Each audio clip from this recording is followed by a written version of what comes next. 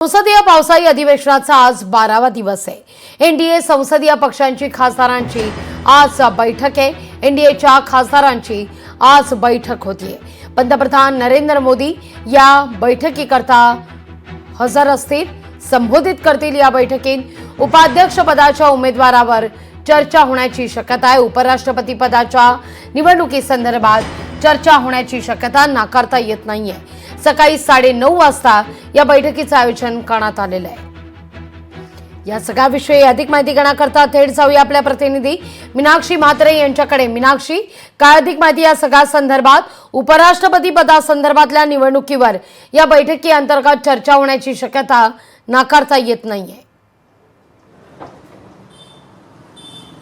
निश्चितच लागवी, खरं तर आपण पाहतोय की ही बैठक 9:30च्या सुमारास सुरू होईल। मात्र संसदेमध्ये आपण पाहतोय की पावसाळी अधिवेशनाचा आजचा 12वा दिवस आहे आणि 12व्या दिवशी आपण पाहतोय की ही एनडीएच्या खासदारांची बैठक बोलवण्यात आलेली आहे आणि या बैठकीला स्वतः पंतप्रधान नरेंद्र मोदी उपस्थित राहून संबोधित करतील। मात्र खासदारांना मार्गदर्शन देखील करताना पाहायला मिळतील। खरं तर 1 वर्षानंतर ही बैठक होत आहे आणि याचाच विरोध जो आहे तो कुठेतरी आपण पाहतोय की जे विरोधक आहेत ते देखील करताना पाहायला मिळतील। कारण सुरुवातीचे 2 दिवस जर पाहिलं तर ऑपरेशन सिंदूर आणि पहलगाम हल्ल्यावरती फक्त 2 दिवस चर्चा झाली आणि त्यानंतर आपण पाहतोय की पंतप्रधान आज या बैठकीला उपस्थित राहणार आहेत। त्यामुळे विरोधकांकडून देखील मोठ्या प्रमाणात निषेध जो आहे तो केला जाणार आहे। आपण पाहतोय की या बैठकीमध्ये पंतप्रधान नरेंद्र मोदी काही प्रशासकीय किंवा राजकीय मुद्द्यांवरती देखील चर्चा करू शकतात।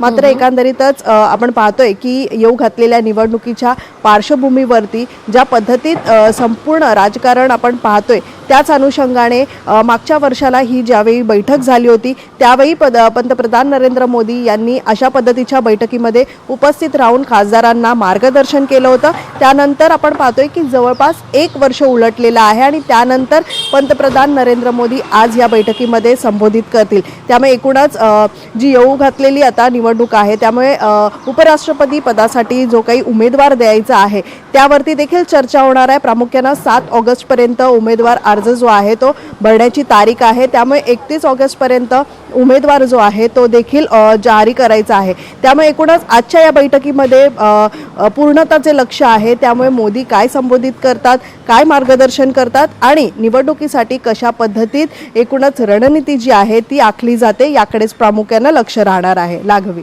अगदी मीनाक्षी, तुर्तास धन्यवाद तुम्ही दिलेल्या एकूणच या सविस्तर माहिती करता। लोकशाही मराठी ऐका, पहा, जागरूक रहा।